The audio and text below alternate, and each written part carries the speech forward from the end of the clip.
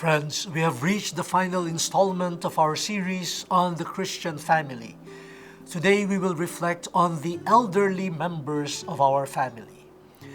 This series is our way of contributing to the celebration of the Year of the Family and the Eucharist.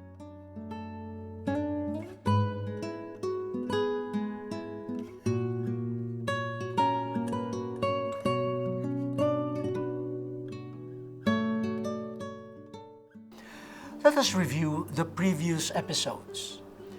We learned from the apostolic exhortation Familiaris Consortio that the commandment of God to grow and multiply is fulfilled in the married people. Because of their vocation and love, they are able to generate a communion of persons, which is the family. This helps build up the church. Moreover, we learned that parents have a responsibility to transmit our faith and values to their children. We noted that one potent way is through family prayer, where they foster communion within their family and with God. It also introduces the children to the prayer life of the church, where they join the communion of all believers. And last week, we reflected on children as the reflection of the love of parents and the home as a place for them to develop a profound esteem for personal dignity.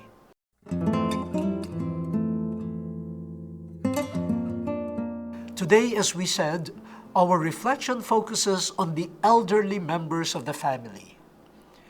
While many of us show reverence and love towards our elders, especially our lolo and lolas, it is still good to be reminded to regard them as a blessing and never a burden, especially when they become frail and sick. Familiaris Consortio tells us the elders carry out the important mission of being a witness to the past and the source of wisdom for the young and for the future. Our elders remind us not only of the historic past, but also of our values, especially those that have been forgotten or discarded by modern society. Because of their wealth of experiences and learning, our elders could offer us wise counsel. Pope Francis points to them as a wealth not to be ignored. We see it concretely in his very kind and warm regard of Pope Emeritus Benedict XVI, whom he likens to a wise grandfather in the house. Even in his many audiences, Pope Francis keeps on reminding us to love and to take care of the elderly, especially when they have become weak due to sickness and old age.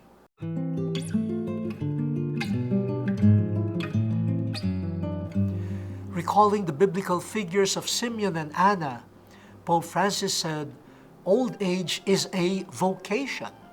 But what vocation? The vocation to pray. The Pope said, we need old people who pray, because this is the very purpose of old age. The prayer of the elderly is a beautiful thing.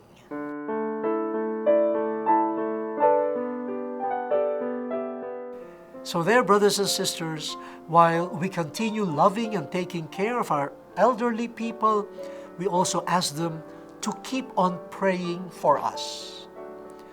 We hope our series contributed worthwhile insights on the beauty of the family.